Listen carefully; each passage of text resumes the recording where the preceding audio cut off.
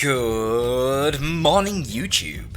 Today, we've got another game from the Elite League Season 7 between Val Hero and Man of Faith, the start of the next series in the quarterfinals. So these guys both won their matches in the round of 16, and they move through to the quarterfinals now. Good times to them. The winner of this is going to be fighting against Twalali, who beat Blood Rain already. Okay, first match, Ashes of Typhon. Plague Champion for Val Hero, War Boss for Man of Faith.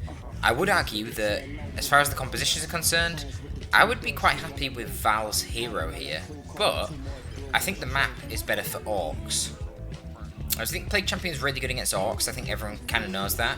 And particularly the War Boss, out of like all the counters that you can have, the Plague Champion is one of the best because he's good against Orcs generically, but he's also just good against melee. The War Boss obviously makes the Orc melee even better. So I like that, but the other problem with this map is there's not a lot of good cover. Green cover is very scarce. Even this shit here is only yellow. There's like no green cover on the map. It's a nightmare. In fact, is there even any? I don't know. It's all yellow. It's basically, it makes you really vulnerable to the shooter boys, which is not ideal, and it negates a lot of the advantage that CSM have, since CSM can always get into cover fully because there's only 3 models, whereas other things like Guardsmen, shooters, Termagants, they can't. Decent little start here for Val actually, forcing off both the shooters right away and getting maybe even 2 model kills, maybe. No, just going to miss out on the second one it seems. But he kills that one. Oh, he did get 2, yeah, because he killed this fella as well, so... yeah, decent little start for him. Kind of mispositioned his CSM, they did get caught up by the War Boss, which is a bit unfortunate, but it's not a big deal. But this is kind of where the map starts to favour Tex, because it's just a huge map. Super early burner upgrade on the Sluggers, which is pretty nice to see. Obviously that gives them quite a little bit more HP. How much is it? 20%! Oh my god, I didn't think it was that much. I thought it was 10 or 15. 20% HP boost. That is pretty damn significant. Nice pincer movement here from Val though. Upgraded the AC ticks. Dodges the stomp really easily. That was a bit poor from Tex. He obviously should have waited to use his stomp when the Sluggers were actually mashed by the ticks. So Val really punished him there. Warboss gets quite lucky and actually triggers a special in the AC. Because he only has 70 melee skill, while the normal ticks have 75, because they don't actually have special attacks. So if you do have a unit, especially a single entity or a walker, which has 70 melee skill, you should always rotate them so that they focus fire the aspiring champion. Because if you can proc specials on ticks, you do huge damage. So it's a good little tip for you guys. Now map control is starting to favour Tex for the most part. I think just because he's got that advantage of the tanky melee hero early on, and the other thing is that the PC in general is really slow. Chaos are renowned for being a very slow race. The PC of all the Chaos heroes is the slowest as well. No teleport, no corn worship to boost the speed. Now Val goes for a Havoc. God, I love this song. Val goes for a Havoc, which, you know, pretty expected really. It counters the shooter boy blobs, and it helps you deal with the War Boss and its tanky melee shenanigans. But, more curiously, Tex is going for a looter. That's not a very typical pick. Especially on a big map like this. I guess it can be nice just camping down bottom, infiltrate and protect your VP, but I don't like it. I don't like it. I would rather have just gone for Storm Boys, have more mobility, and obviously that would count the Havoc as well. I think he could struggle against the Havoc now, but it is a big map. But even though it's a big map, it's a laney map. There's only really 3 lanes here, so the Havoc's going to be strong. I think the power of the Havoc is going to determine a lot this game. It's going to really... how well the Havoc can be used is going to determine who wins, essentially. And it's all going to come down to Tier 1 for the Havoc. Once Tier 2 hits, the Havoc becomes so much weaker. Between Death Dreads, War Trucks, just the shooters having loads of HP because they're fully upgraded, Swamp them on the Sluggers, Weird Boy automatically countering them, Havocs are not very good in Tier 2. But if he can do it properly in tier 1, he can combine the Havocs with the Noise Marines and get a full gen bash, and it could put him in a decent spot. Especially because Tex is going for 4 gens. Tex obviously has a very light tier 1 here. Well, not very light, but it's light. He's only got the upgrades on his boys, 1 upgrade on each of them, no shooter knobs, which is the more expensive upgrade, and then the looters only cost 30 power, so 30, 50, 70, and then 85 or 90, I can't remember how much the burners are, they're either 15 or 20. So it's a sub 100 power tier 1, so that's pretty light. Let's compare this for Val. Val's got Fetid, which is 20. Eternal War, so 35 now. Aspiring Champion, so that's 60. Havoc, so that's 90. Noise Marines, so that's 120. So, Val honestly hasn't paid that much more. But maybe if you get some GLs, this is a great engagement here. Beautiful engagement. Oh yeah, this is great play. This is really good for Val. He is thoroughly routed all of the shooter boys. The war boss is kind of wasted. Slugger boys can't do anything, they're running into Havocs. And now he should be able to get a bash off. Oh, he even snags the war boss. Oh, that's really nice for him. Now the looters were used conservatively, which is nice for Tex. They might be able to delay long enough to actually get the bash off, but I don't think so, because there's Havoc, Noise Marines, and AC Tixay. There's a lot of things to counter these looters. Yeah, they gotta retreat, and I don't think he can push out now. The Havocs are basically full HP under Nurgle Worship. You've got a PC and CSM to be putting in good damage against shooter boys, who are just going to get suppressed if they get too close, while the Noise Marines can get the gem bashing. Now at this point I say the Tix should just start capping. Well, he's going to decap the natural wreck, that's fair enough. I might have gone back there, but it doesn't really matter. He's putting in huge work here. Now Tex has gone to tier 2. Val seems to be floating. Val's actually floating quite a bit. What's his gens like? Yeah, he's got typical gens. He actually could do with noding this because he's starting to float a bit of wreck. Val's doing a great job not bleeding models. Counter suppression is working really effectively here. Actually gets the silence on the looters as well, so now this whole engagement is just doomed for Tex. Wow, great play from Val. Absolutely quintessential PC play there. I love to see the Fetid armor being used as well, it's so underrated. So he gets the full bash off here, but what he hasn't noticed is there's another gen over here, so Tex actually has a decent amount of power in spite of it all. It was a little bit late on the bash as well. I mean, he's only just took out the node. Remember, the power node on the power point is equal to 1 gen as well. So that means that the Death Dread's coming out. And actually, Tex has got a shitload of power nonetheless. Part of that's owning this as well. Meanwhile, because the Havocs were positioned there, he didn't use the Sluggers in that fight because they'd just get suppressed and wouldn't do ult, so he's been capping with them instead. Now he's had his natural power decapped, which is a problem. So unless he can normalise now, Tex is going to start falling behind in power. But it doesn't matter too much, because Orcs don't need loads of power in tier 2. They need it for their boy upgrades, getting the knobs, and that's relevant. And then they get one vehicle out, but the vehicles themselves are pretty cheap in power. Even upgraded, this Death Dread's barely setting back much at all.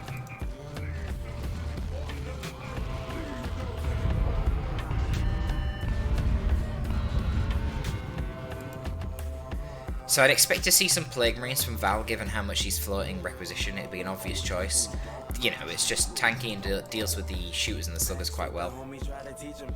Counters the Death Dread. Blood Crusher plus Plague Marines would be a really nice combo.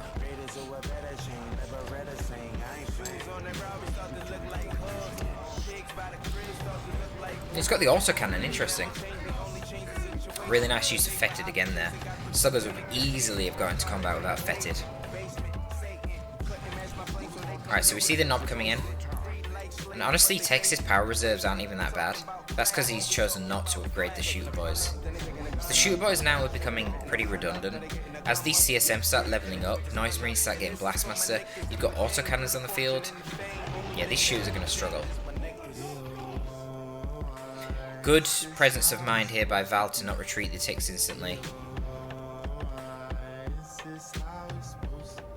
Because they could have retreated this way and ended up literally just getting shot to death. These guys do not have a lot of HP. Actually managed to get the decap and get out of there. Nicely played. Nicely played. PC's getting some really good damage on the DD here. Wondering if there was going to be a power fist of the Plague Champ, but I don't think Val really has the power for that right now. I would like to see the Blastmaster eventually. Maybe he wants to try and get another Gem Bash off. That would be... No, it wouldn't really be effective. There's no gens. Oh wow, using the Cloud here. That's curious. Just to force off 2 Shooter Boys? I don't know about that. He obviously was trying to go for a snipe on the Death Dread, but I don't like it. You see Beamy Looters. Can't finish off the Death Dread though.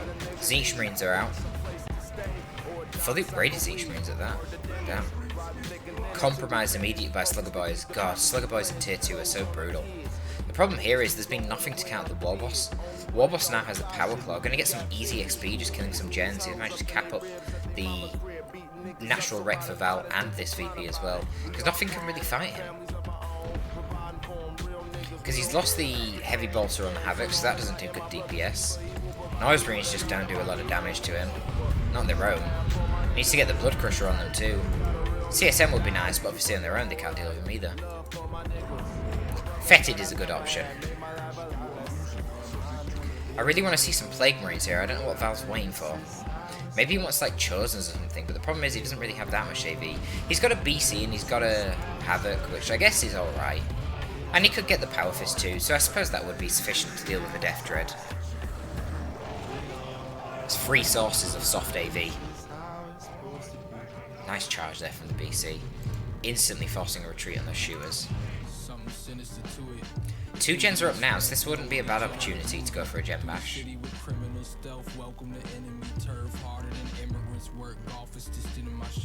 I think Val is feeling some of the economic pressure here and he just wants to secure a win on VPs. Because the Chaos Tier 2 largely does beat the Orc Tier 2 if you fully invest in it. Your Marine units just get way too tanky and things like Plague Marines and Bloodletters become a bit out of control. The problem is that the Chaos Tier 3 can struggle against the Orc Tier 3. The combination of knobs, gits and tanks is just very awkward to deal with. Gets a bit overwhelming. So, Val can try and counter that by just getting a good enough VP lead now that even when there's a tier 3 out, he can just hold these bottom 2 VPs using shrines and turrets and just win. Without having to beat him in proper open combat. You can clearly see that that's what Val's trying to do here with a intelligent splitting of his forces. The Havoc and the CSM together can't be compromised by a single melee squad half as easily because that's a lot of ranged DPS that they output. Noggle Shrine's already coming down, that's going to start healing up the Noise Marines. PC gets out. Well, we've seen knob upgrades. Just one shooter knob's out so far. And you can see this has really halted Texas' economy at this point. Now he's gone for 2 fully upgraded Death Dreads. And he's got this Power Claw. I find the Power Claw a bit questionable because he's using the War Boss on his own a lot. So it doesn't really do anything. Like, I don't know. It's a good holistic upgrade, obviously. It can help lead CSM and Havocs, but I'm not really very convinced.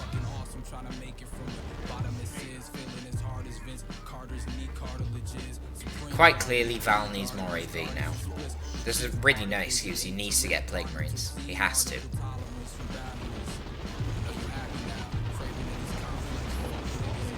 So the Shrine's going to get compromised pretty quickly. Not before suppressing the Slug Boys though, which is nice. Nice Marine's getting some good damage on him. Wow. Jeez. That was a really good chunk of damage. Kind of moving too close though. They're stood on top of a Death Dread, which is not ideal. Beam and Looter getting a shot off. Zinch Marines trying to come in and counter them. Slugger Boys then pull back. Noise Marines are now far too far forward, chasing after the Sluggers. These ticks need to do blast and retreat. They're taking too long. They might wipe. Oh, I think Val's forgot about them. Whoops. Oh well. It's not a big loss. They were default ticks. Cheapest unit in the game. Oh, now yeah, Val's got a Dreadnought. I forgot about that. The problem here is that this stupid War Boss is hanging around with his Power Claw.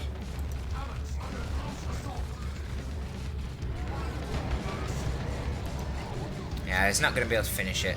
But he's going to win the fight though. Now the War Boss is getting all of his upgrades. Spiky armor for just a lot of regen, making him a lot tankier. Man, the Warboss is nearly dying here. Looks like he will just about get away. That was close though.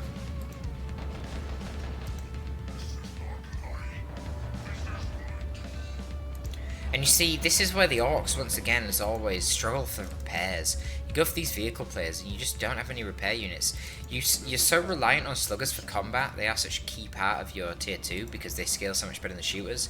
You don't want them sitting back repairing for ages, and you rarely only have... Well, you usually only have one. You rarely have more than one. So, you know, there's just not a lot of sources of AV... of counter AV. Any repairs. Which is why I'd love to see some Gretchens, I really would. I think that'd be really cool for them. So we see a couple of key pickups there. The Looters help the Death Dread here take out the Blood Crusher, but then they get caught in retreat by the PC and a Khorne Dreadnought now. I like the Khorne Dreadnought. See, in that last fight, it clearly frustrated Val because the DD just charged him to fight in melee, and the Warboss ran up with a Power Claw as well, and it was just doing quite well. They're obviously not going to do half as well against a Khorne Dreadnought as they would against a D4 Dreadnought.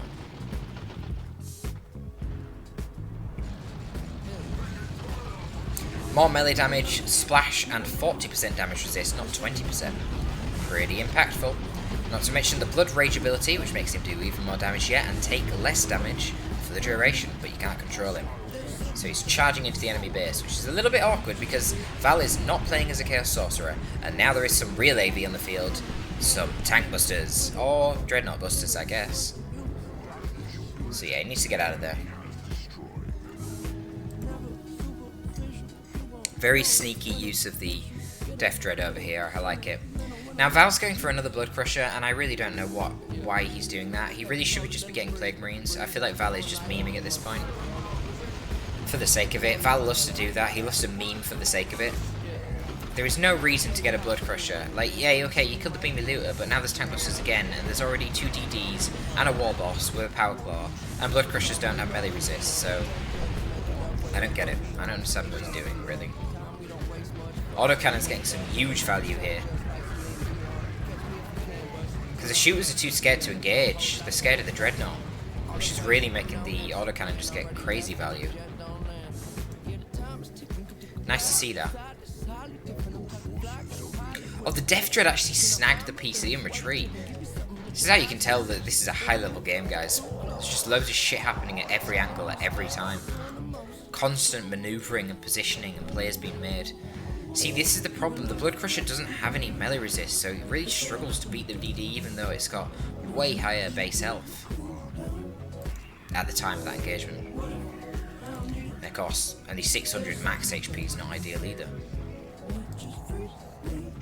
I don't like it. I'd just like to see some Plague Marines. I think they've done so good.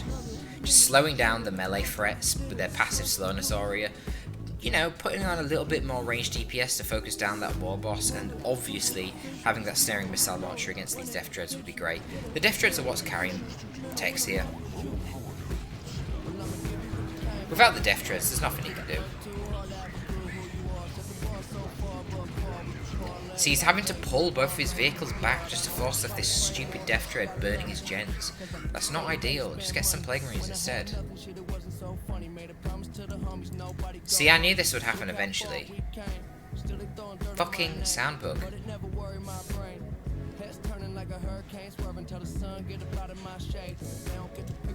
The last replay that I casted, I got a disconnect from Steam. So it was inevitable that I'd get sound bug now.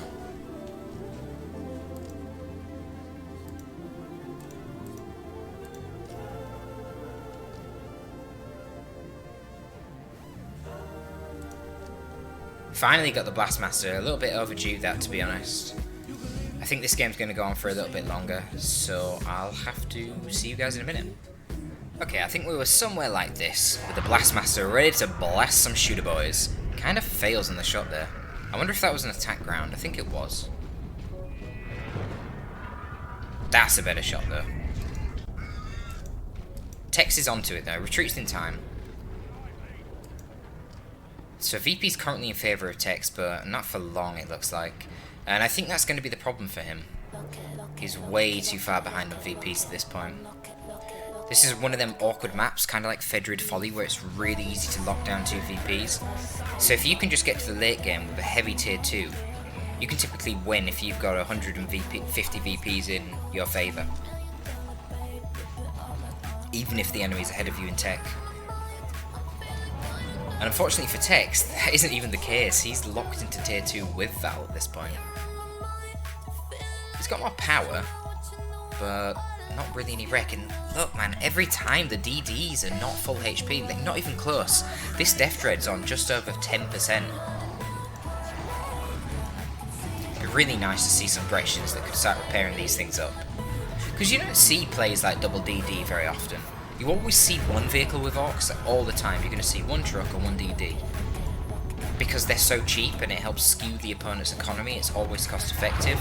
But to get multiple is such commitment when you know that you're going to struggle to repair them because you've only got Slugger Boys, who you don't want to be using for repairs, you want to be using them for combat. It's a problem. I mean, Tex is doing pretty good, honestly. He looks like he can win this left-hand flank here. The Warboss is tanking very well with that spiky armour and the Ard Boys Global. And this is quite a horde of boys coming, but they're being deterred by the Noxious Cloud. What's happening up here? Pretty big commitment to try and get this VP with the DD and the Slugger Boys, but once again, the DD is just going to go down because it's fighting with about 10% HP. Condred actually kills it with a special. Wow, Warboss didn't die, he's on 30 HP. Damn. Looks like he killed the Blood Crusher as well. But, I mean, I don't know what Val's doing. He's got 900 Requisition. It's like he doesn't even want to try at this point. He could just call in some Plague Marines and some Chosen Plague Marines. And I don't see what Tex can do when he's only got 32 VPs left. Tex even fucks up his Warp Vomit there. Yeah, I think this is over for him.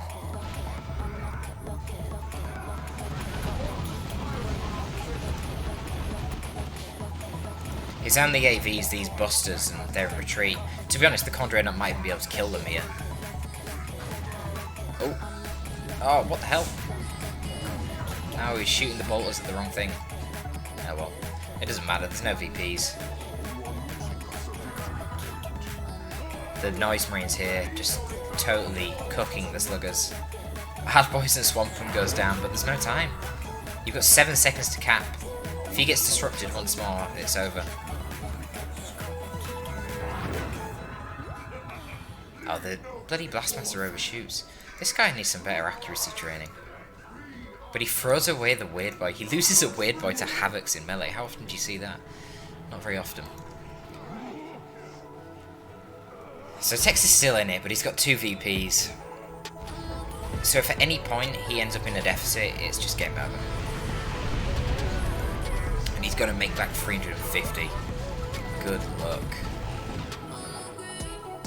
Now, Val's going for the top VP and there's nothing to contest him, so he needs to make sure that Val can't get this decap here. If Val gets the decap on the natural, it's game over. Once again, the Autocannon is putting in giant work. Forces off the CSM though, but now he's going to cap this instead. Yeah, Val. Val really is just bad-mouthing with the fast GG.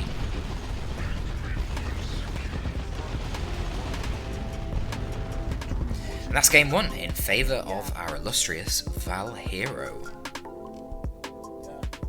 On to game 2. Here we go, game 2, Val hero versus Man of Faith. Man of Faith, also known as Tex, still sticking with his main, playing as the Orcs.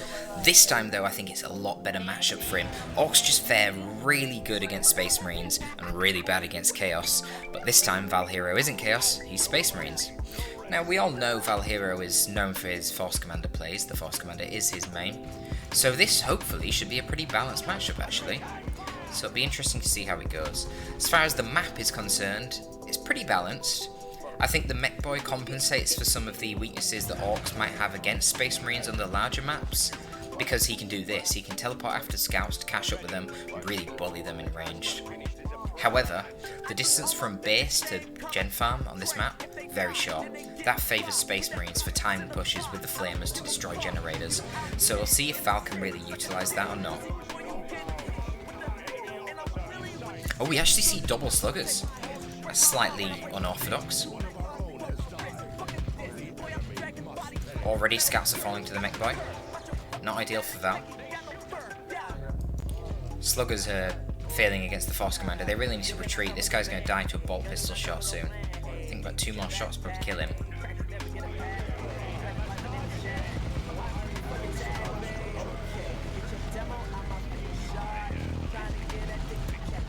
I don't know if they're even in cover. They seem to be taking gigantic amounts of damage for some reason. Oh, now they seem to be.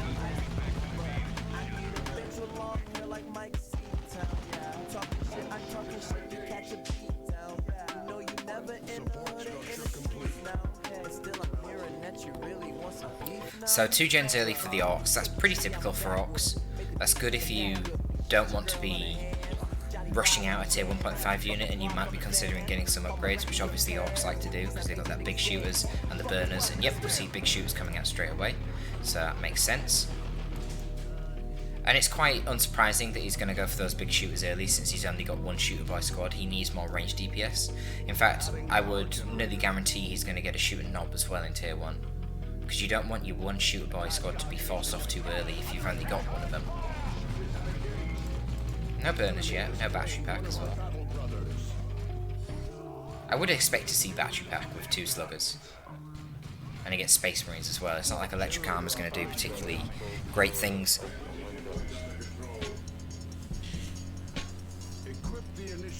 I'm more curious to see what Val's going to go for. He's got 1 generator himself, which... Okay, he's going to get shotguns. I was going to say that might suggest he's going for ASM. I think it's still the case that you want to get only 1 generator and 1 node if you want to rush ASM. Then if you want to get things like shotguns, you want to get 2 nodes and 1 gen. Whereas if you want to get Devastators, you get 2 gens. So we see he's gone for these early shotguns. He gets pretty lucky there and actually knocks back both squads with a shotgun blast, even though he kind of overextended. That was really lucky. A little bit late there from Tex to force melee on the scouts. Also late on the Mordaka, so he's not going to get the wipe. Oh, actually he might do. No, not quite. 6 HP, real close.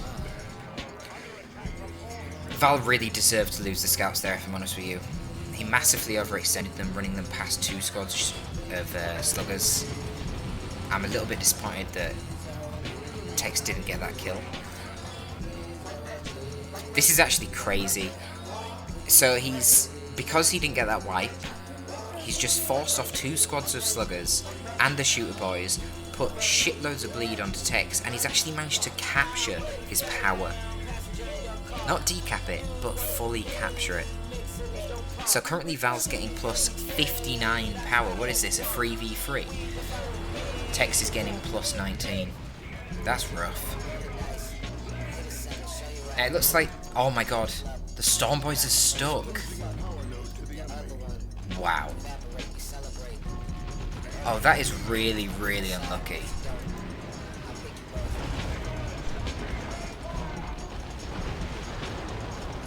Well, at least they're Storm Boys, I guess, so they can jump out. I was just thinking, what the fuck? What are they gonna do? But no, they're Storm Boys, so they can jump out. That would have been a game-breaking bug otherwise. Wow, that's awful. Anyway, Tex has got his power back, so it's not the end of the world. But the problem is that he's definitely behind now. I mean, ASM are already on the field. ASM are more expensive than Storm Boys. Tactical Marines are on the field. They're more expensive than any single Orc squad. You're not in a good position if a Space Marine has just as many units and just as many upgrades as you do, and you're playing Orcs. Going for a shotgun into grenade kind of works, but not fully. Kills a couple of shooter boys, but could have been better.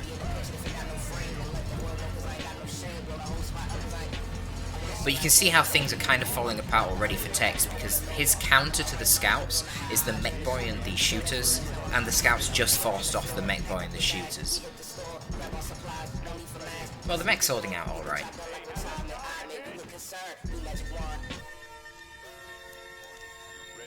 Map control is actually favouring Tex at the moment, rather surprisingly. He's actually got a huge VP lead. That could be helpful.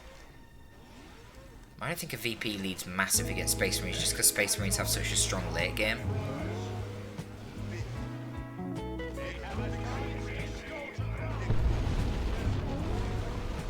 They can easily cling on with 50 to 100 VPs with their late game and still beat you. I'd rather forget the VPs and focus more on just brutalising their economy early on. I actually see the Iron Halo on the Force Commander. That's another rare purchase. A lot of weird shit going on in this game. For the Emperor on the ASM, they're obviously buffed up by the battle cry damage buffs as well, so sluggers need to be really careful here. Yeah, they don't want that fight. Especially when they only were engaging with about 40% HP to start with. There's a lot of bleed happening here, a lot of dead boys. And I know orcs are quite fragile, and you're going to expect some boys are going to die, but way more than really should have died, I think. Tex has even got looters at this point. I don't know how I feel about the looter purchase. I mean, you're fighting against upgraded scouts, which obviously have knockback and grenades. There's already ASM on the field. I mean, if you can get a wipe on the Force Commander here, it could be worth it, but...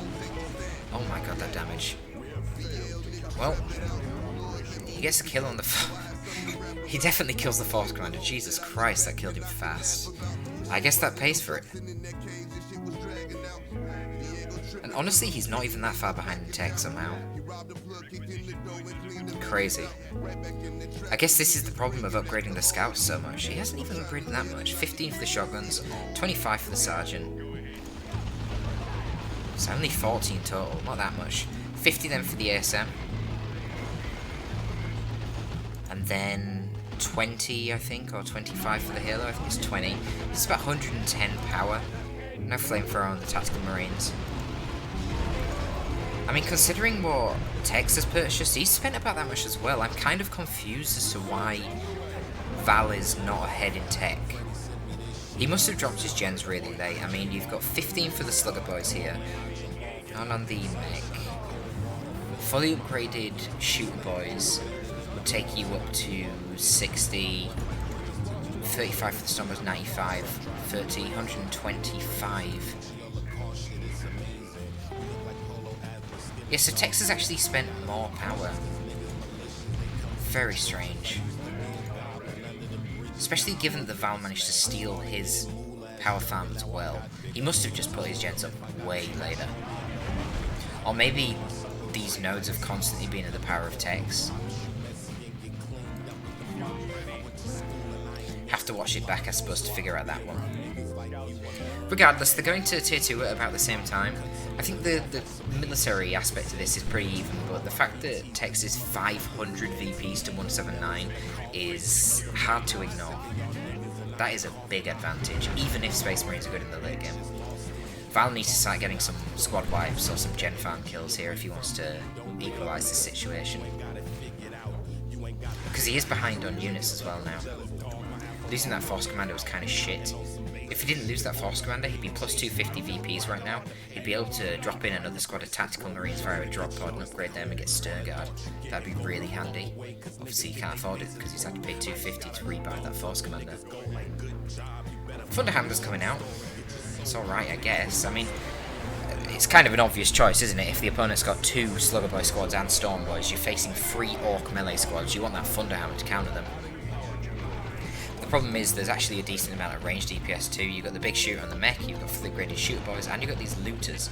Now the looters really, I think, should be hanging around the shooter boys to try and counter the Force Commander, whereas the mech boy, rather than fighting in the mid, he should be the one going off in his own cap inside since he has more mobility. So it's a bit of a compositional error there from Tex, but it doesn't really matter. He's just so far ahead in VPs, I'm not really sure what Val can do.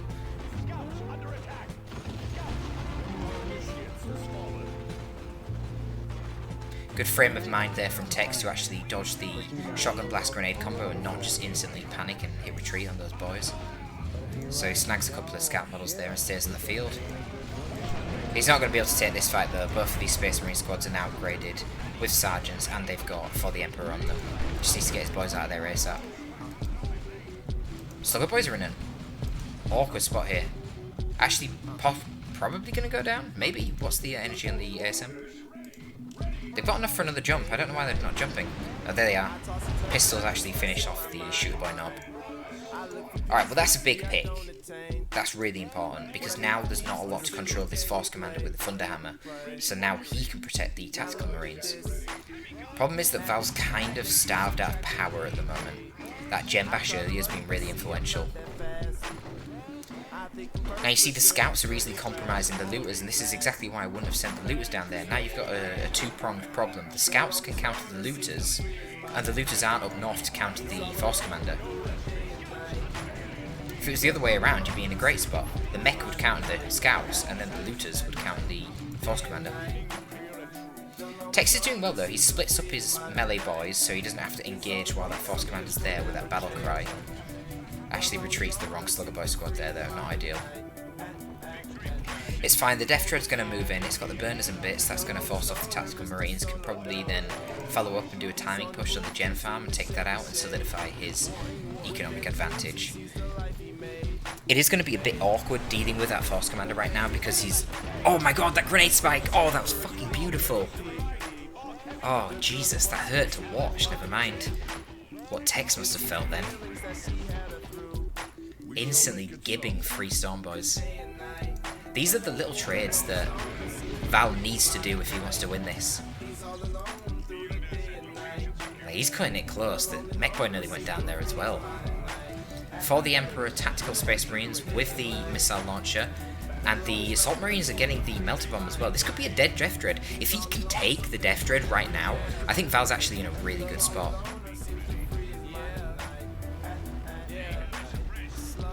Alright, the Melter Bomb goes down, but the Tactical Marines are really slow, and they're kind of struggling to keep up. I don't think he's going to get it. I think he's going to try and path block it. We actually see the Cult of Speed upgrade from the mech, but the ASMs are actually successfully path blocking it, and he wraps them around. Oh, the Cult of Speed I think is going to save him. Maybe.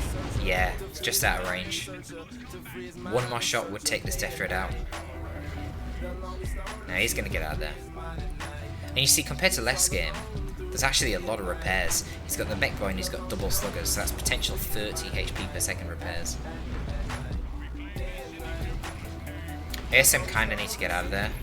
They've actually got another Melter Bomb. How much does the Melter Bomb do? Is that going to be enough? Oh my god, it is! He kills the Death Dread with a Melter Bomb. Holy shit, what is the cooldown on that? Wow. I don't remember the last time I seen a Walker die to a Melter Bomb.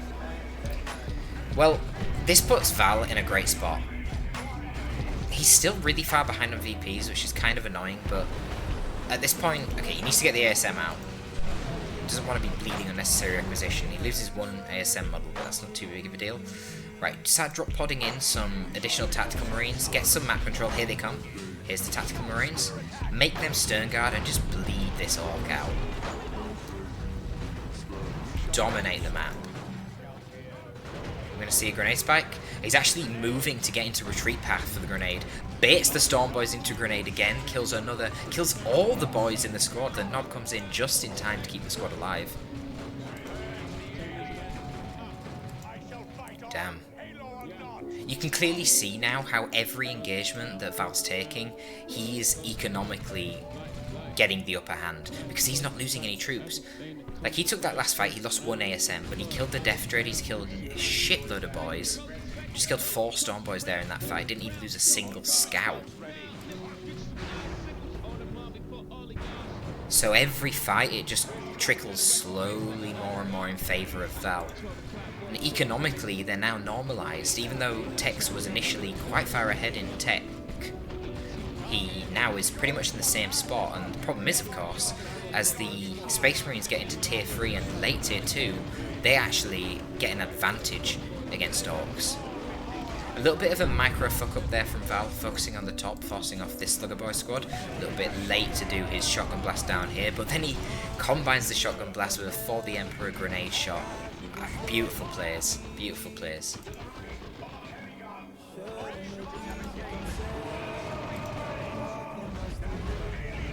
And Tex is not looking good right now. He's completely out of gens. He's only got one default power point, which doesn't even have a node in it. And his economic reserves are pretty much gone. He's got 40 power in the bank, but that's not going to take him very far. Now, he doesn't really have anything to upgrade, but that's a long way off getting a new unit. And to be honest, at this point, he really needs to be getting tier 3. He's not going to be able to, though, because now there's a Razorback coming out. Combination of Tactical Marines with a Sergeant, level 3 now, and Sternguard plus a Razorback. That's going to be tough to deal with. I think he's definitely going to need to get some AV. The question is, what does he get? Does he just get a Beamy Looter and leave it at that? Or does he get Tank Busters as well? I guess we'll just have to wait and see, and it depends on how well Val actually plays the Razorback. I'm going to be honest, it's very tough on a big map like this to deal with a Razorback using just a Beamy Looter. Against a good player at high level, you're not going to be able to do that. If they let you, they ain't playing good. And this presents a big problem for Tex. If he has to get a Beamy Looter and Tank Busters, he can kiss his tier 3 goodbye. And then by the time he finally does start tier 3, Val's probably already going to have Terminators, and then it's game over. Another beautiful grenade spike on the Stormboy knob. I was just going to say, I don't know why Battery Pack hasn't been a thing to counter this, but there is the Battery Pack from the Mech Boy, coming out just in time, but now the Razorback is on the field. Another grenade spike, oh my god, this is brutal. Constantly these fucking Stormboys are just getting cooked by grenade spikes. He does lose maybe 3 or so scouts, but that's only about 100 requisition. Oh my god, then the Stormboy knob gets killed in retreat by the Force Commander. Yeah, these trades are these are brutal for Tex. This is really nice tier 2 Space Marine play by Val Hero. Really showcasing the strengths of Space Marines as they scale into the late game. It can be hard in tier 1 as Space Marines. You just have so few units and they're so expensive for the pitiful amount of damage that they do, but they scale so well, using all these little synergies and combos that they've got. He's just winning fight after fight after fight without losing any troops.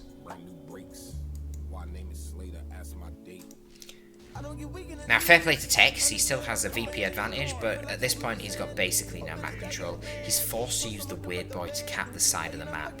And, well, look, when you're using the Weird Boy to do that, you know something's going wrong. The Weird Boy is not a solo unit, he's meant to be there supporting the rest of your army. So that is not ideal. And he can't deal with the Force Commander either, because all he's got for ranged troops is a Looter Squad, which is immobile as hell. And then this Mech Boy, which now gets the Beamy Death Gun. I didn't actually consider that. That's actually a good choice, yeah, I like that. Because it means that he can...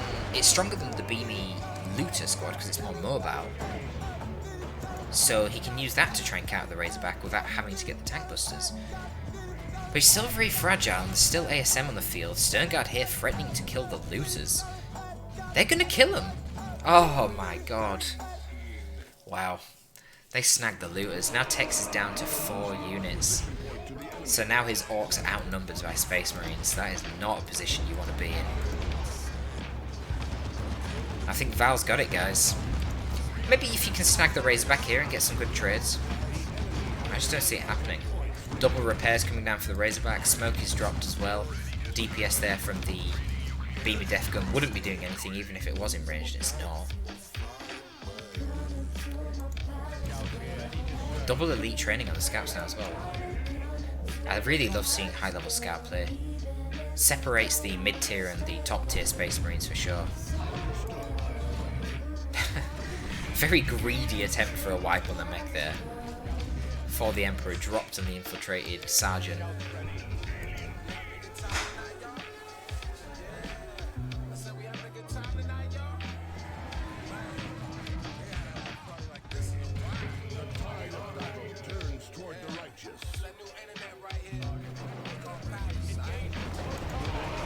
Stormboys are going to give it another go, but it's a bit futile really. I mean, they're wasting their precious energy trying to force off these scouts, but they're going to be back in a matter of no time. The Razorback's still lurking with the Sternguard. Look at the damage that comes down on the mech so quickly.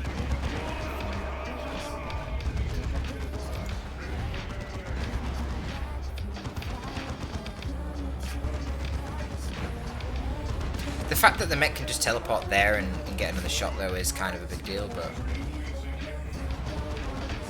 it doesn't matter. Like, Val's economy is just insane at this point. He takes out the Razorback, but there's a Librarian on the field, and Tex just has no VPs. This is done. He can't deal with his Force Commander. The Force Commander has been a beast with his Halo. And that's just something that you set yourself up for when you go for double sluggers instead and end up losing your shooters in tier 2. And that's it, the VP's run out, the triple cap from Val is too strong. So game 2 goes to Val Hero. We're currently 2-0 to Val. One more victory for Val and he wins the quarterfinals. Tex is going to have to do a free victory reverse sweep if he wants to take this quarterfinals. Let's see what happens in game 3. Alright, moving into game 3 between Val Hero, also known as Valerio, and Tex, the Man of Faith. Ravener Alpha versus the Warlock of Eldar.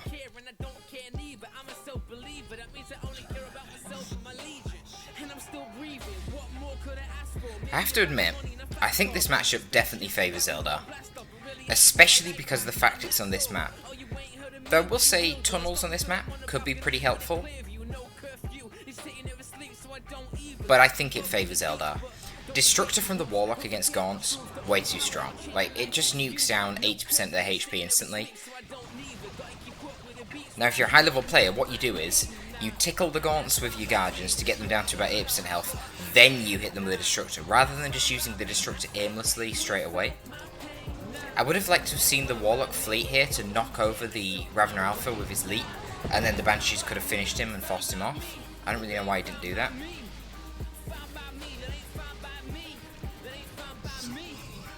Now the Ravener's still in the field and can potentially end up beating these Banshees because the Hormagaun's been nearby.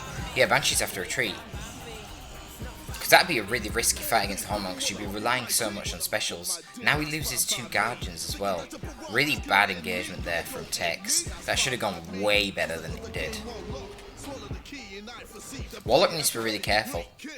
He's not even able to properly catch the Ravener Alpha here.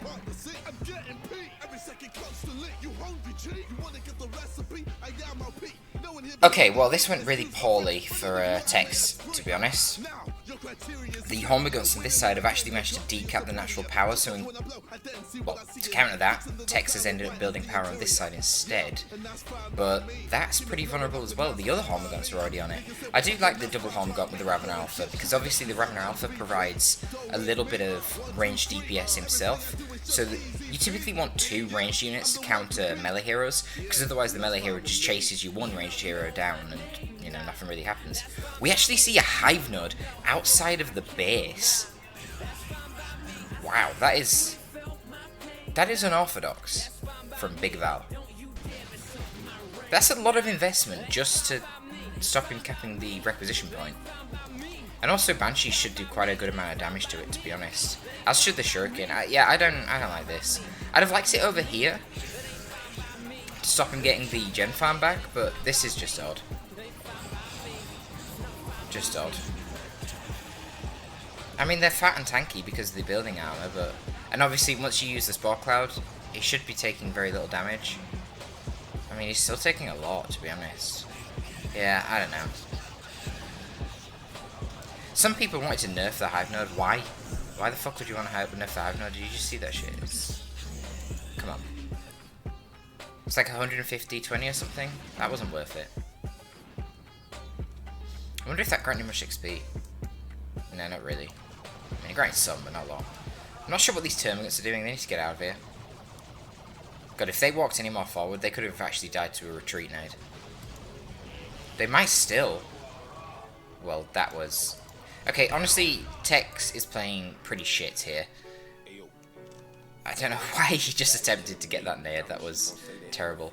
Finally, we see the aspect of fleetness coming in, which will make them handily beat the Hormagaunts 1v1. But the problem right now is that the Banshees don't actually have their aspect, and the Hormagaunts do have Adrenal Glands. So the Hormagaunts' DPS is way higher here, but Banshees get these awesome special attacks. The problem is that you are relying on the special attacks to win the fight, though.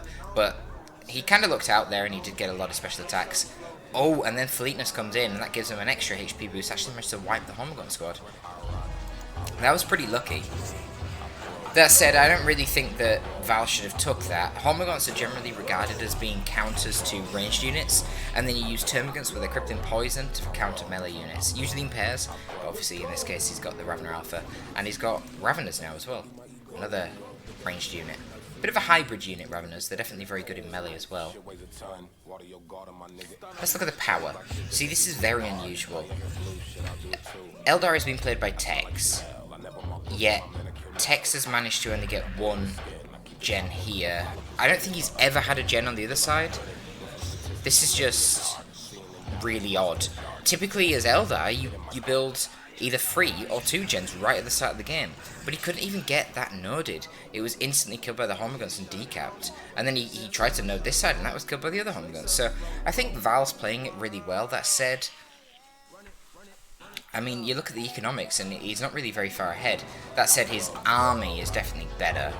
Raveners obviously are quite an expensive unit. They're like ASM tier of powerful. They're better than any individual unit that Tex has. And the Warrior Brood are at least on par with the Shuriken. Really a little bit better as well. Not in an outright fight, but in terms of cost. If he had the Hormiguns still, he'd definitely be in a good spot.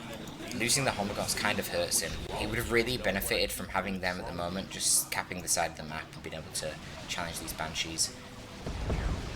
It's interesting that Tex is holding the mid, essentially, with just Guardians and...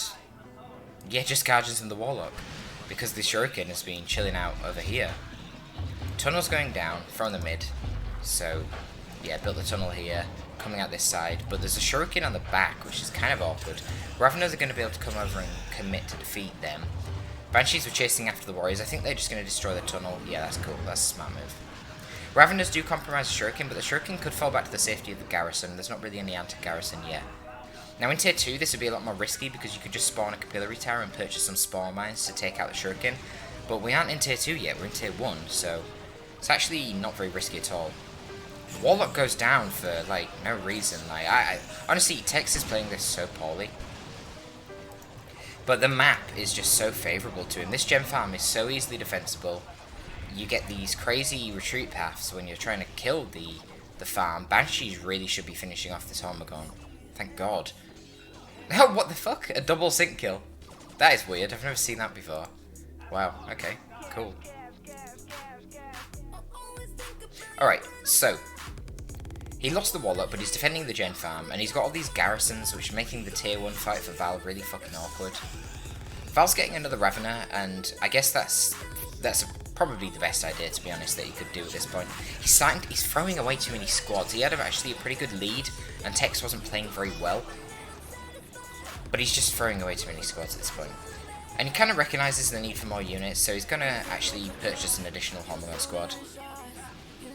Nice little burrow from the Raveners there, forces off both of these Guardians. Now the problem is there's a Shuriken defending the mid, and he needs to use his burrow, so he needs the second Raveners to come in and do the burrow themselves. Kind of unnecessarily losing shitloads of Terminus, and he retreats them and doesn't even get the decap. This is definitely one of the sloppier games in the series so far, probably the sloppiest. But the thing is, remember that these players are playing these games back to back, and they could very well have played several other games already earlier on in the tournament, so fatigue is a very real thing in these kind of events. So one should expect a dropping skill as series progress. Often like game 2 is the best because game 1 serves as sort of a warm up and feeling out your opponent. Game 2 you throw in all the shots, but you're not fatigued.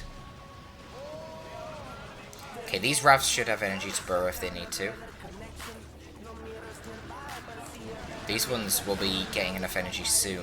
There's not really anything to protect the Shurikens here because the Banshees are already forced off. They are layered, but yeah, the other Ravener has their jump now. So they're going to get in on this Shuriken. Problem is, we know Banshees, all the melee is sort of just running riot. Warriors are going to be a nuisance. I don't really know what Val's doing. He's kind of mismicroing them. They just didn't do anything there. They should have been getting into combat and ripping Eldar up.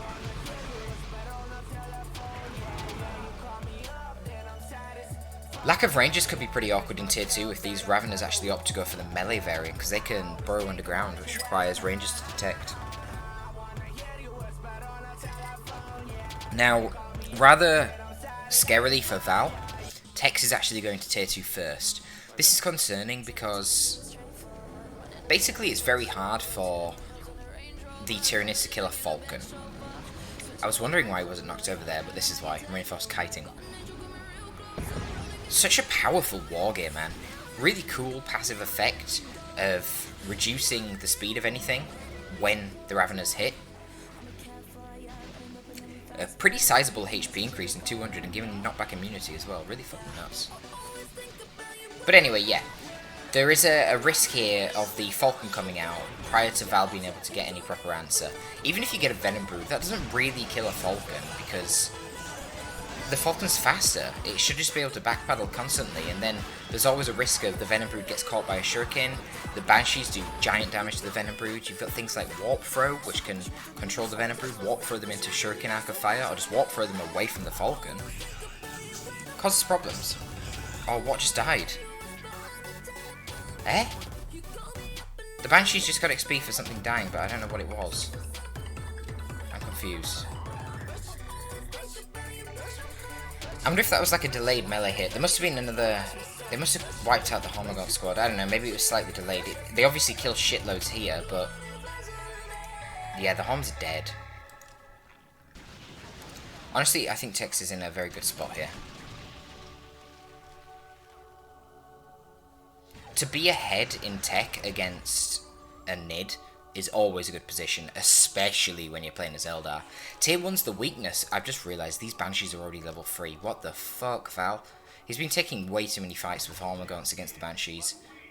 It's not what you want to do. You want to just focus them down with your ranged units, and then you kill the Banshees with your high DPS melee when you combo it with knockback, be it the Burrow from the Raveners whilst the Hormagaunts engage, or the knockback from the Warriors whilst the Raveners and Hormagaunts engage.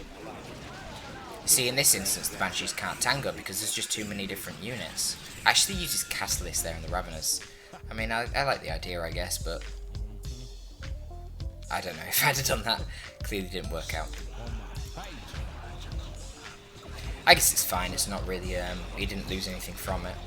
They're just really low HP. Tex even manages to snag the Ravener there. I don't really know what he was trying to do. Maybe get in the garrison, but why would you get in the garrison against a couple of grenades? I don't know. Gene Stealers come out. I actually dodged that grenade. I thought they weren't gonna there, but fair enough. Dodged the second grenade as well.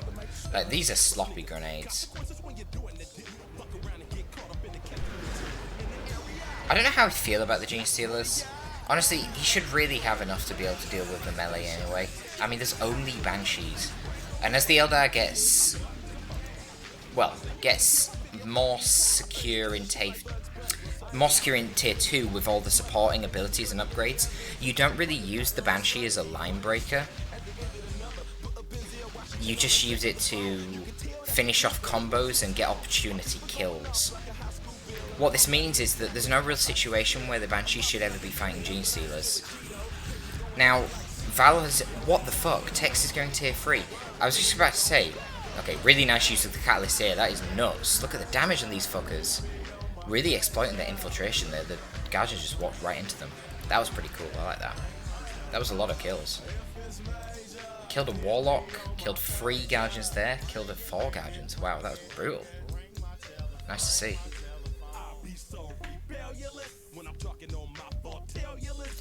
So, what shocked me there, yeah, you need to get the Falcon, because you don't want to go tier 3, because Val actually opted to drop in a 3rd Ravener Brood, and he went Gene Stealers. That means he has no hard AV, there's no Venom Brood. This is good. He's using the knockback of the Raveners to combo with the melee of the Gene Stealers, and they absolutely destroy the Banshees, cost for cost. Gene Stealers are pretty fucking cheap. So the fact he only lost 2 there, and he forced off the Banshees again and got a kill, even though they were level 3, pretty decent for him.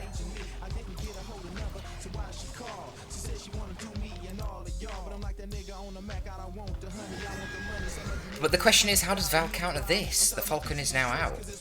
He did actually do really well pushing against the farm here, did Val. That was really key, because he knew that he was going to be fighting a vehicle soon, and he could delay that by taking down the gen farm, which he did successfully, and this did delay the Falcon for a long time. Tex at this point has been in tier 2 for ages. The fact that he hasn't actually managed to get out his Falcon until now is quite telling. Now, there's no chance that Man of Faith can actually fight this Ravener blob in ranged. other than with the Falcon itself because of the lack of AV. So the obvious next choice for Val is to get a Venom Brood, but he seems to be kind of Rex-saved. He's got a lot of units here that kind of cost a lot if they bleed.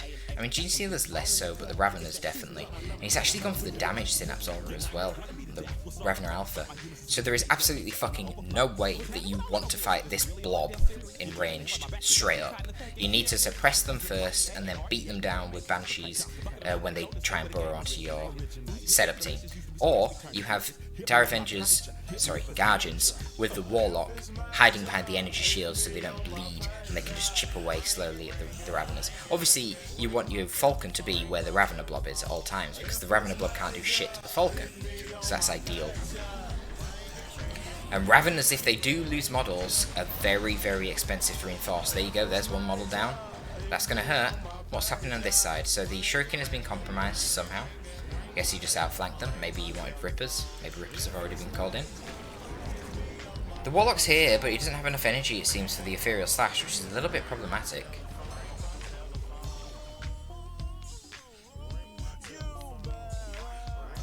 But I guess not. I don't really know why they retreated there. It seemed a bit unnecessary. I wonder if he's going to get the Adrenal Glands. I assume he wants it, but he's really prioritising right now, saving all of his Wreck to get that Venom Brood out, which is the smart decision. Right now, the problem is that the Falcon has basically got Val base locked because he committed so hard to anti-infantry. Look at this, he couldn't even finish reinforcing his Ravener Brood because he needed the Wreck so badly to go into the Venoms instead. So I honestly don't understand why he felt the need to drop in another Ravener Brood model and then get the damage aura. That just seems so unnecessary. You're already beating him in straight up infantry fights. It was the threat of a Falcon or a Wraithlord that was really scary. So Tex replaces his gens at last. That was rather delayed actually. He was floating like 600 requisition. He could have replaced them ages ago, and by all rights he should have. But map control just looks so strong for Tex. Now, I think Val's definitely still in this. If he can get a nice engagement with the Venom Brood, obviously they're under damage Synapse right now, so that could be pretty good. Now, well, they moved out now. I don't know why he's using the Ravener's cap when he's got damage Synapse, but there you go. If you could snipe them, he's got things like damage Synapse, he's got things like Catalyst. It should be fairly easy to snipe down this Falcon. But all Tex has to do is, he has to bear in mind that if he kills the Venom Brood, there's nothing to counter the Falcon, so then he wins the engagement. And that's huge. Is he getting Cloak of Shadows? Yeah, that makes sense. Oh my god, that fucking Ethereal Slash. The Gene Stealer's just got cooked. Warlock's probably going to die though. Yeah. Melee damage of the Raveners is pretty nuts as well. Alright, well, I guess you could consider that a win for Val. He did lose these Gene Stealers, which is a little bit annoying. See, they're only 29 reg. They're not crazy expensive, but he did lose 4 of them. Not sure what he's doing here exactly. I don't know why he's not engaging. What's he doing? Come on, Val. There's nothing to counter the burrowing Raveners here. Oh, he's waiting for Rippers anyway. That's why it's taking too long, I guess. Well, he easily wraps these Guardians. Yeah, he should definitely be forcing melee. Oh my fucking god, that was a big damage spike. Jesus! Oh my god, I can't believe they fucking wiped it! Wow, that is vicious. Ravener Alpha's scary, man. That damage Synapse. Bloody hell. They retreated with a lot of HP then. That was nuts. Okay, well, Tex needs to fall back and be more defensive because that was vicious. Now, Tex is going tier 3. He has a lot of support tools that I'd like to see him start using more. I don't know why he's not using Warp Throw against this giant blob. It'd be great. Cloak of Shadows is a really amazing ability. It not only gives huge amounts of range damage resistance to the Warlock himself, but it gives damage resistance to the nearby Banshees as well. Why? Oh, he accidentally retreated the Banshees. Tex, jeez, man. They had Distort Field on them as well. What a waste. He obviously meant to just retreat the Warlock. Going for Channeling Rooms, I don't like that. I don't like that at all. The Raveners are going to out-DPS the Channeling Rooms by massive amounts. I imagine the intention is to combo it with Distort Field, but it's not worth it, man. Just get Warp Throw. It's so versatile. Now, he's got the Energy Field on the Falcon, which is, well, That's the fucking problem, is what that is. That is a big problem. There is only one Guardian now for repair support, but with the energy shield, it just doesn't matter. Gates are starting to come as well. Bit of a poor position for a gate. Don't put it there, because then any unit that tries to cap the point is going to detect it. You should just put it back here so that doesn't happen.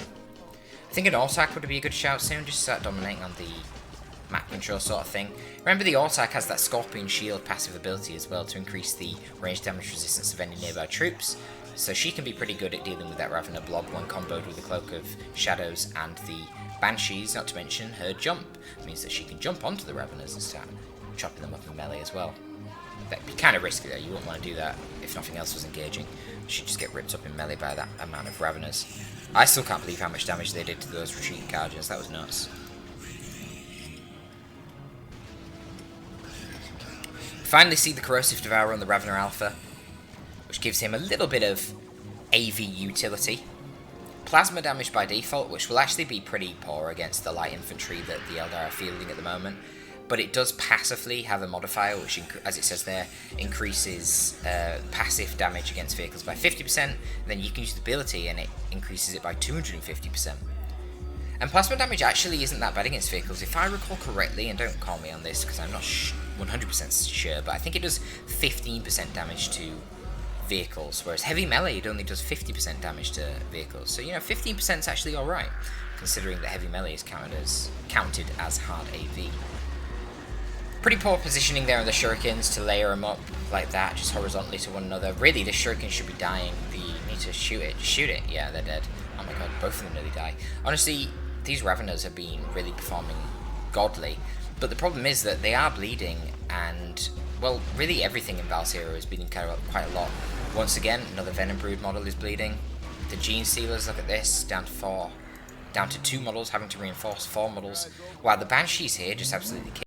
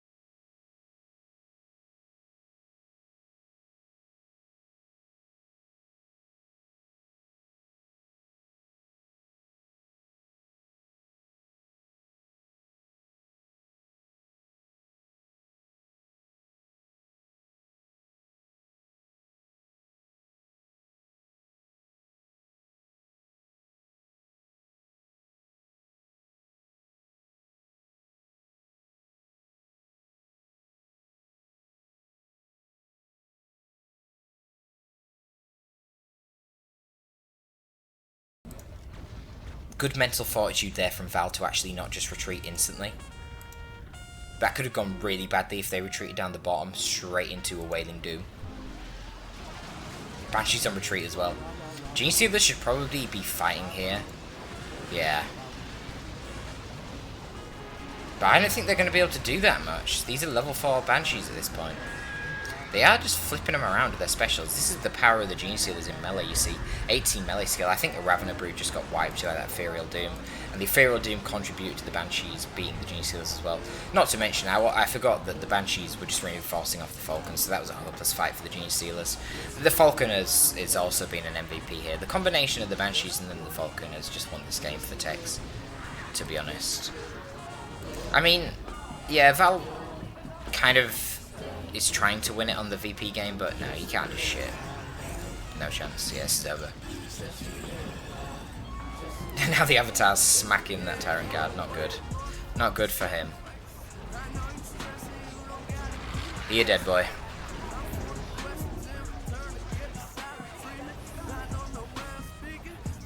Yeah, Val's just run out of units at this point. His economy was bled dry. He played quite well, to be honest, and Tex in tier 1 early on was playing kind of shit, but then just Val made some really serious mistakes. Throwing away Hormagon squads, trying to get them dueling Banshees. I mean, what are you thinking? You don't duel Banshees with Hormagons. You only engage when it favours you.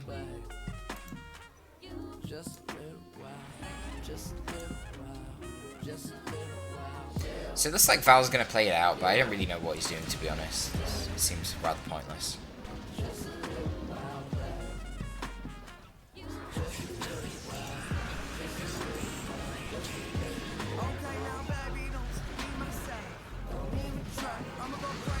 Actually seen a Ravener special there, that's so rare.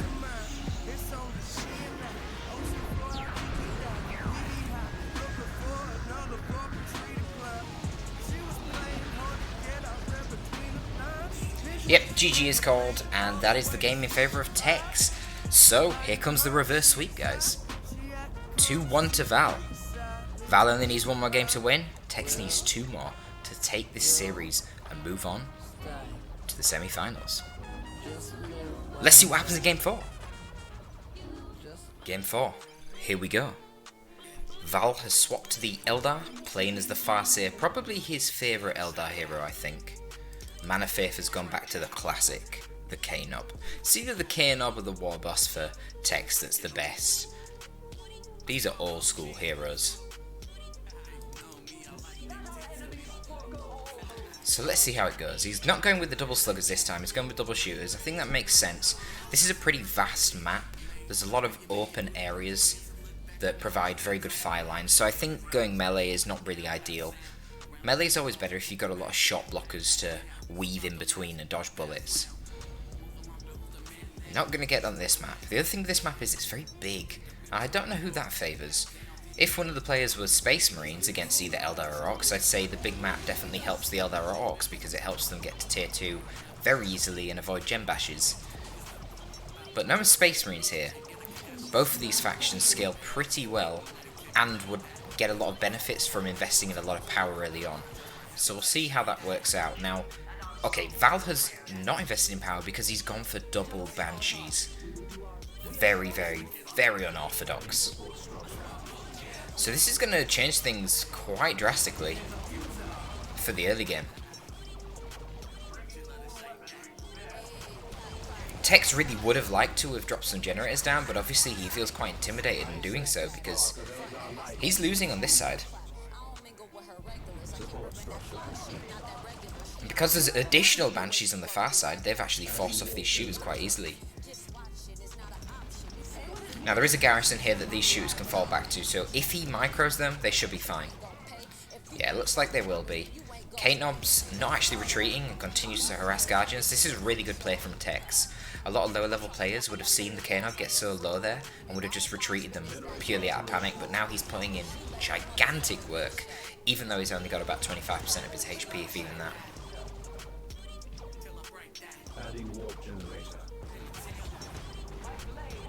Sluggers should be able to beat these Banshees here, definitely, now that they've used Wire and the Banshees try to finish the cap. Pretty lucky to get that special there, but unfortunately that means that Banshee dies. Farseer is surprisingly good against melee, especially if she's near like a piece of cover that they have to run around, so then not all the models can hit them. And she can use Guide on herself as well to get really powerful special attacks. I would have actually preferred to see the Farseer use Guide on herself.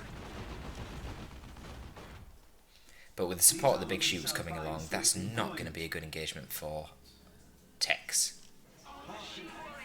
Now, as expected, we see that Tex has got triple gens, he wants to maximise it, and he's also got the contested power node upgraded with a node. Whereas Val only has 2 gens. Now, has he got any aspects yet? No, he hasn't. I was going to say, because he's not been able to afford that yet. Instead, he's opted for the battle equipment on the Guardians. I was going to say Spirit Stones would be quite common here, but instead, he's opting for the Ghost Helm. This is quite curious. Perhaps this is a way to counter the K-Nob in particular, because the K-Nob has been putting in a lot of work so far. Obviously, having that ability to suppress him, pin him in place, and just nuke him with a lot of damage will be very, very helpful. I kind of expect to see Fortune as well on the Farseer, just to give her that extra HP and regen, so that she's just harder to force off from the shooters, and she can tie them up, while the Banshees just smash up the Sluggers, since, you know, one Banshee will beat one Slugger anyway, and it's 2 Banshees versus the Sluggers. And then you can just overwhelm the Orc with melee. But to not get Spirit Stones is really odd. I guess the thing is, at the moment, he isn't really using the Banshees together, he's splitting them up quite a lot. And yeah, here we go, we see Mind War on the K-Nob. Ooh, oh wow, it actually kills him. I thought it was going to be 1 proc off, but it's not. It kills the K-Nob. So I'm not sure that pays for itself straight away, but very close. And remember that Ghost Helm and the Mind War that it grants. You can just use that constantly through the entire game, picking off boys every single engagement. So that's a great little pickup for Val straight away. And now Val's getting a Shuriken out, so he's ahead in terms of the military numbers. However, Tex is just rushing tier 2. He's actually dropped down 2 generators on this contested power farm. Now Val should see that, and he should realise what the hell's going on here. I actually think he should probably just capture this power point. He shouldn't destroy them. This should be quite easy for him to defend if he actually places the Shuriken and keeps some Banshees here as well. And then that should be able to help him regain any sort of tech disadvantage that he's got. Nice little pincer attack there. Fleeted in the Banshees and had the Shuriken on the other side. The Shoot Boys have nowhere to run there, they just have to retreat. And Tex chooses to buy back the K-Nob, but now Tex is in an awkward position where he's got kind of an excess of power and not really a lot of requisition. Hide the Boys coming down on the Sluggers though, forces off the Shuriken here. Actually, really scary. Might actually wipe them. No, it won't. That remaining Guardian was too far away. Beautiful dodge of a grenade spike there. Good awareness from Tex. See, that's always the problem if you go for anything that isn't the 1-1-1 build against a K-Nob or a Lictor Alpha, you know that your Shuriken's always going to be vulnerable because there's no ranges nearby. The K-Nob himself or a Lictor Alpha can counter them. And of course, in tier 2, when you get the Slugger Boys with their leader, well, it's very hard to keep Shurikens alive. Alright, so the Death Dread's coming out, and there's actually still quite a lot of excess power for Tex. You can clearly see how great his economy would be doing if it wasn't for the fact that he lost that K-Nob. I mean, he'd already be having the Slugger Boy Nob coming in. Should be able to get some upgrades to the K-Nob. K-Nob might go down again if he's not careful. And I think he'll be fine. Yeah. Doesn't even go for it, because it's going to be too many hits. No Nob leaders at all yet for the boys. I wonder what the next purchase is going to be. I think that's some coming in now. No. No, I guess that's just reinforcing the Sluggers. Oh no, it's Burners and Bits. There we go. Yeah, he's opting to upgrade that Death Dread, but you can still see Tex has a shitload of power. Only now Val has actually caught the power himself. That kind of took a long time. So I think those double gens definitely paid off for Tex. And now if he wants, he's got the benefits of them. He can actually just bash the generators so that Val doesn't get the benefit of them.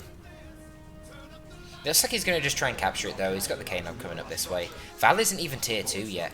Ooh, he's going to get the wipe on these Shooter Boys though. A little bit of Paul Micro there from Tex. Should have seen that coming. obviously focusing too much on this side, and let's face it, it doesn't take long for Banshees to get into position to wipe your shit and retreat. It's always the scary thing fighting two of them. Now the Death Dread's really uncontested at the moment, and it's going to go over and bash Val's gens, but he's only got 2 gens here anyway, and the problem is there's kind of a counter bash going on. There's only one Shooter Boy squad here to defend, and it's just going to get suppressed by the Shuriken, so I think Val should be able to get all the gens here. And not only that, the Farseer's moving in on the K-Nob, going to disrupt him, doing a lot of damage with Mind War. Unfortunately, because she doesn't have Fortune, she can't tangle with these Sluggers. And well, it doesn't matter now anyway, because the Slugger Nob comes in, and with the Slugger Nob, there's no chance. Absolutely no chance. Farseer's in a precarious position here. The Death Dread can turn around and hit her. Probably going to kill her. Yep, does. Beautiful little sync kill from the Death Dread. That Buzzsaw going straight into that Farseer. Alright, well I say that's a good trade for Tex. Now, they've kind of just swapped gem farms. Oh, Val's doing a really smart thing here. Because he recognises that he's behind in tech, but he also recognises there's not really anything that can counter his forces down here at Tex's power farm. He's opting to capture the power farm, not merely bash it. This is going to put him in a decent position to start the reversal in the tech situation.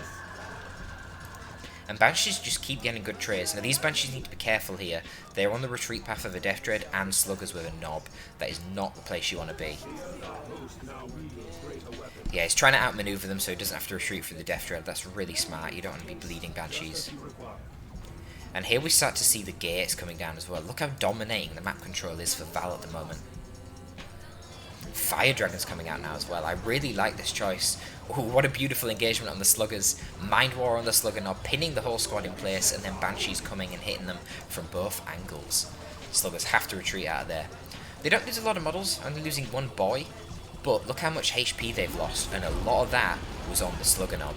So he's now at risk of dying in the next fight. Val currently has 2 generators, whereas Tex has none. Now Tex has a decent stockpile of power, so it's not too big of a deal. But the power is definitely more important for the Eldar in Tier 2 than it is for the Orcs. I really would like to see more War Gear on the Farseer. I'd like to see her get Fortune.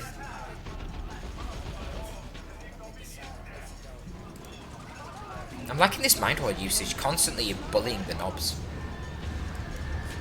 Didn't have the energy to use Guide on the Fire Dragons, unfortunately. He's got Fleetness as well. 1 Fleetness, 1 Strength.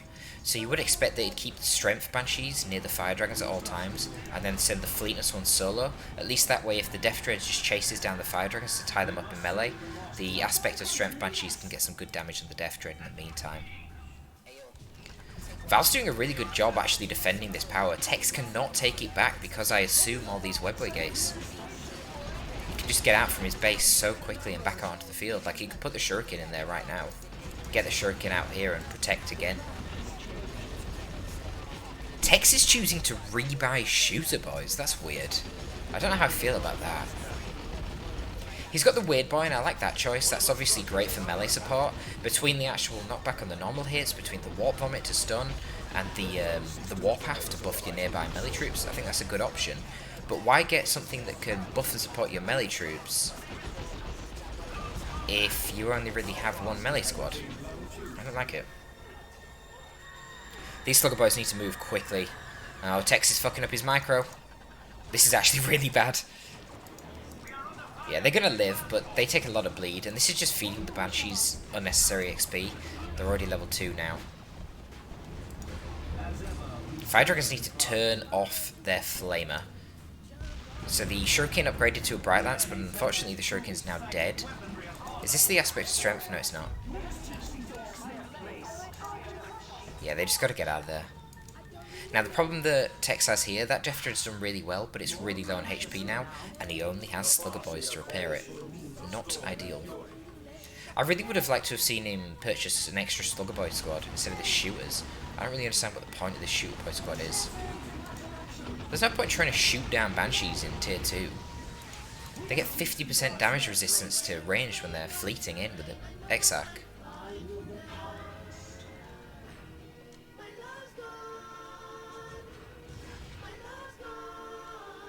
VPs are super even. Tex is actually doing a really good job reversing this situation. Last time I checked, Val was dominating on map control. It seems now Val's just bled of requisition and, well, he's actually losing the map too. Tex does outnumber him on units as well. He's got knobs on all three of the boys now. Fully upgraded both shooter boy squads. Looks like a pretty good position for him. A special shooter comes out, but that really needs to be reserved to be using the Banshees. I actually really don't like what he did there. I think he should have just held his ground. Like, the shooters would have been able to dissuade the Guardians from approaching, and then if the Banshees got too close, you just blast them with the special shooter and do really good damage. It's not really good against the Guardians because of the damage resistance that the Warlock provides. This is a hyper-aggressive game. They're constantly capping one another's natural powers.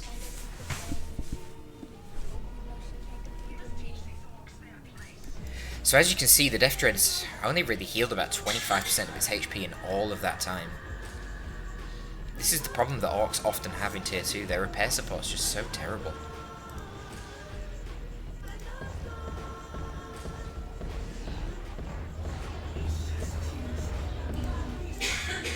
Okay, Farseer's fully kitted out now. Got the Doombringer and got the Rune Armor.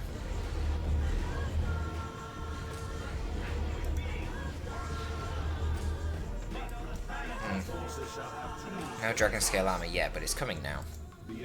That'll stop the Weird Boy from being able to knock over all them Fire Dragons like he just did. I think really what's going to make or break this game is Val's ability to just wipe units, which it looks like he's going to do now. This looks like it should be a wipe. Ooh, nice special shooter might save this squad there. Yeah, it will. Oh, that's beautiful. He's going to need to get out on this side though. Death Dread is putting in huge work. He's doing a really good job avoiding the Fire Dragons. Look at this thing, level 3 already. Gonna come meet these Fleetness Banshees and kick the shit out of them. I can't believe these gens have stayed up the whole game as well. Now, what Tex is obviously going to want to do is he needs to try and secure some more power so that he can go Tier 3 and start getting some of the crazy Orc Tier 3 things out. If he can do that without losing too many squads, he's going to be fine. And if he starts losing the squads when he's already in Tier 3, it's not really a big deal. He'll just replace them with Commandos since they're cheap on power anyway, and they're just objectively better than the Shooter Boys. Oh, finally the Death Dread falls.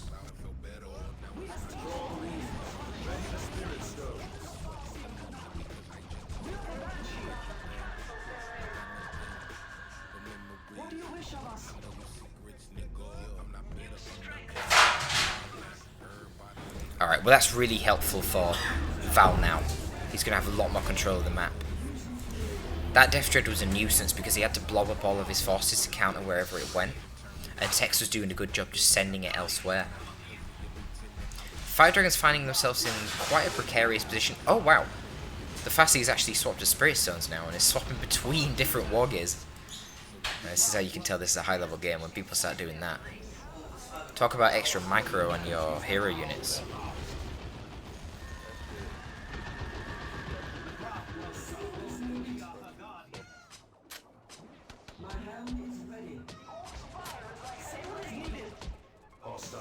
Are claiming a victory point.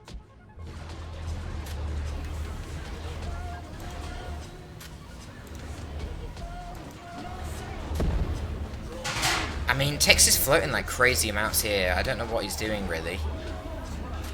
He can obviously go Tier 3 at this point. I guess he feels that he's just pushed back too far. He's obviously struggling right now to even get out of his base. So perhaps he feels like he needs more units, but he should be blobbing up the shooters and the Weird Boy, in my opinion. Just A-move them along and use your Commander Knob defensively to use the special shooter against the Banshees. You've obviously got your Warp from it. Like, he's going over here to try and stop Val getting these gens, but it doesn't really matter. Like, what's Val going to get that's so scary? You're already going Tier 3. Just let Val have the power here, if it means you can guarantee that you hold the power on this side. Because both players getting an even amount of power right now favours Tex massively, since he's so far ahead in tech, and the Orc late game, Tier 3 particularly, is better than the Eldar Tier 3. The only real viable unit the Eldar get is Seer Council, and that's not really that big of a deal.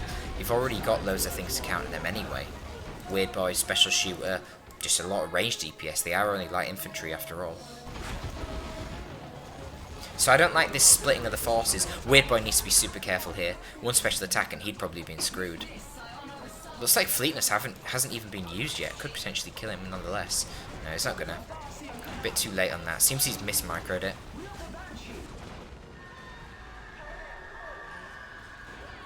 Oh, an Autark come down at some point. I didn't even notice that. Okay, well that's pretty spooky then, because that's going to be really difficult for Tex to get any map control. I think a War Truck would have been quite useful. Looks like a Shooter Boy squad has dropped at some point as well.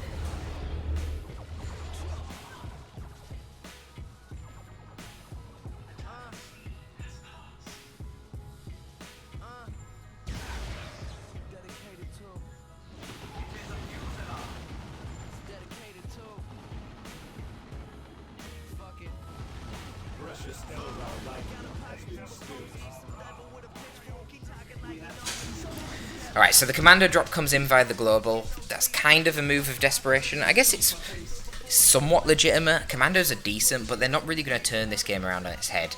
A looted tank right now would be just insanely powerful, but obviously Tex cannot afford that in terms of power, which again is why I really think he should have been focusing on his own gen farm. Fine, Val's going to capture these gens here, but it doesn't matter.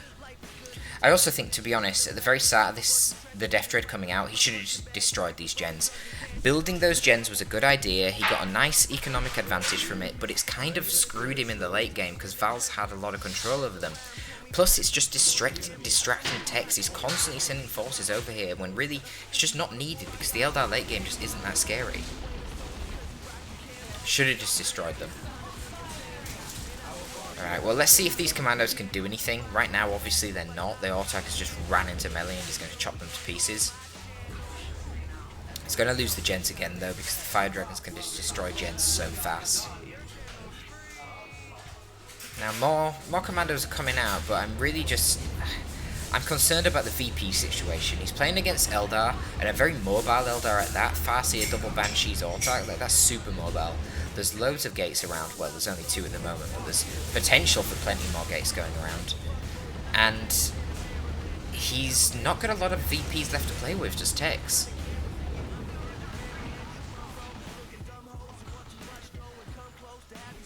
Has he just lost another Shooter Boy squad there? Yeah, he has. Okay. I mean, I get it. It's hard to keep your Shooter Boys alive when there's double Banshees running around the place, but he needs that capping power right now really badly. The double Shees are moving in to force off the Sluggers here. They haven't got a chance against double Shees.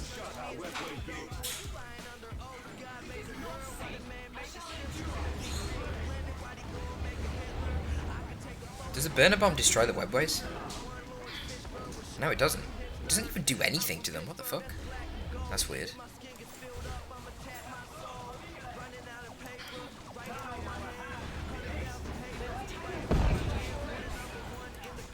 I feel like the Fire Dragons not being tied up here. Yeah, that's just going to make this whole engagement favour the Eldar. Now, good Warp Vomit could change things. I honestly do feel like the Weird Boy has been kind of underused here. Like, well, not underused, but just poorly used. That was a good attack ground shot on the Banshees there, though. Commandos forcing melee on the Guardians this side. If you didn't know, Commandos basically do the same melee damage as Slugger Boys. So yeah, they'll easily smash the Guardians in melee. But the VPs are just ticking down. And there's more and more Web Brigades coming down all over the map as this goes on.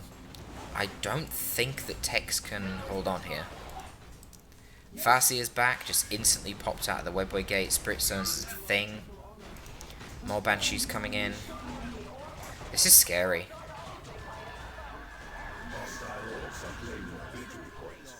Oh, does the Weird Boy die here? Nah, it looks like he's going to be alive. He's got a lot of HP. Oh, there's Banshees in retreat path as well. They didn't actually attack the Weird Boy. Fuck's sake, Val.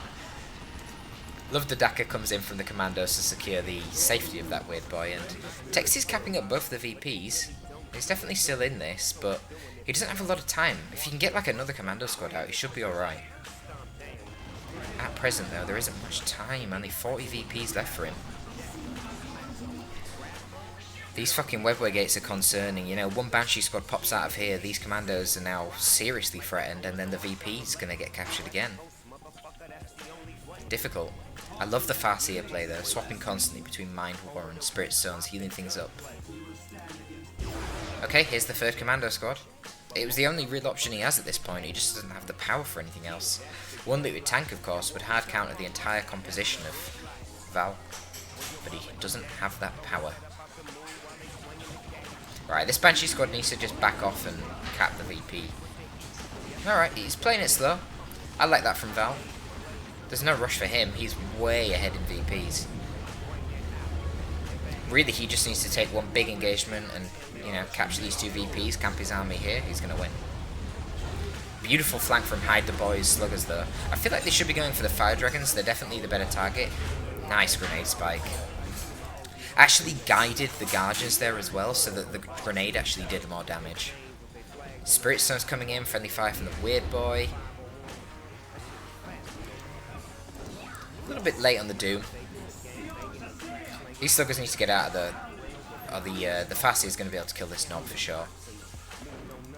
Wow, Doom already won off, that was quite quick. Oh, Mind War comes in as well. Love the Wargear switching from the Farseer, and that is one dead knob. Banshee's coming in, infiltrated from the Webboy gate, so he doesn't even see them. Tries to get the snipe on the Slugger Boys, but saved by the Commando knob. A lot of plays going down here. And both of these VPs in the east and the centre are still owned by Tex. So now the pressure's on. Val is actually losing VPs. Tex is doing a really good job protecting them. He's got this Weird Boy positioned in the middle who can obviously protect the centre VP with his default attacks. Able to stun these Banshees here when they try and flank him. Now the problem is what's defending over here. Well, you've got double commandos, and I mean that should be fine. They can just force melee on the Fire Dragons here. They don't even need to, they're just outnumbering him, shooting him down real easy. Autark can't go for the cap because she knows that she's just going to get shot up by those commandos. Guardian's going for the cap in the mid, but the Weird Boy's doing a great job protecting. This is really good play from Tex, actually. Oh, the problem I've realised that I didn't even notice. Val is now tier 3 with an obscene amount of money. 800 requisition and 140 power. Soon he'll be able to purchase an avatar. I wonder if that's literally what he's saving up for. That's really risky. The avatar's got a really long build time and it might not even be... It might not come out in time. There's only 120 VPs left for Val at this point. It's now a 2-0 cap as well. I don't like this play. I think he needs to get the Seer Council. Use your red, just get the Seer Council in instantly. Autark even goes down now. I don't know how that happened. Probably from the passive knockback of the Special Shooter. Special Shooter? It must have used the Special Shooter Blast, I think. Oh, nice play. Combos the Burner Bomb into the Stun Bomb, baiting the Banshees into melee and then retreats out.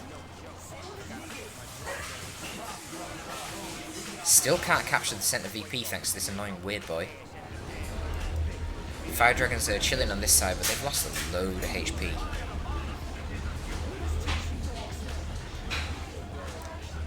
Banshees are getting a flank in, but they're super low. Okay, well he forces them off down here. What's going on down here? Wait. Okay, the Sluggers are out. Now we can get the looted tank, but there's a Fire Prism coming out. Oh my god, Tex might actually do this. And the problem is there's Eldar now on all of the VPs. But all he needs to do is hold the centre and this side and he's fine. He needs to fight for as long as possible with these Sluggers. He cannot let them get the cap. Doombringer might change things here. What level are both of these?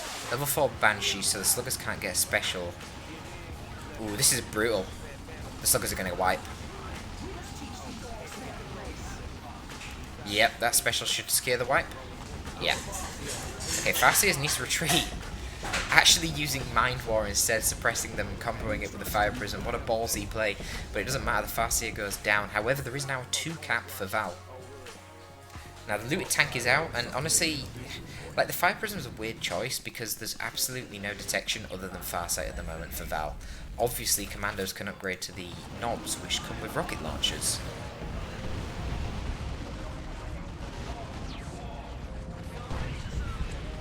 Beautiful grenade into Fire Prism combo, but now the looted tank is already in the face of the Fire Prism and the Commando knob is shooting off rockets. This should be a dead Fire Prism. Fire Prisms are slower than your average tanks, remember.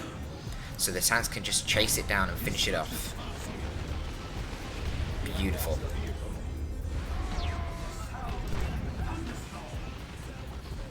Alright, it's now a 1-to-1 cap. Oh, an Eldritch Storm. Oh, that looks like he's going to kill the commandos. Oh, and the Banshee's getting on the Weird Boy as well. That wipes one of the commandos. The other one's down to 80 HP. Is the Banshee's going to be able to finish it off? They do with a beautiful sync kill. Oh, 3 squads down for Tex. I think that was the game-deciding play right there. Oh, that's brutal. Look at that Remnant of the Storm. Kills 2 commandos.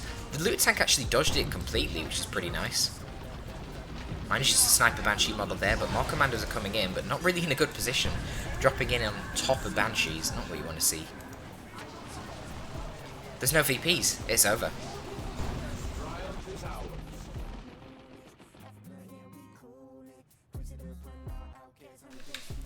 Well, there you go. The Farseer and Banshee play was too much there for Tex to handle, and even a spam of commandos couldn't deal with it. What a shame. That is going to be the victory to Val Hero. 3-1 for Val. He moves on to the finals of the upper bracket of Elite League Season 7. Tex will be heading down to that losers bracket, and we'll see how he performs down there. Thanks for tuning in, guys. Top it out.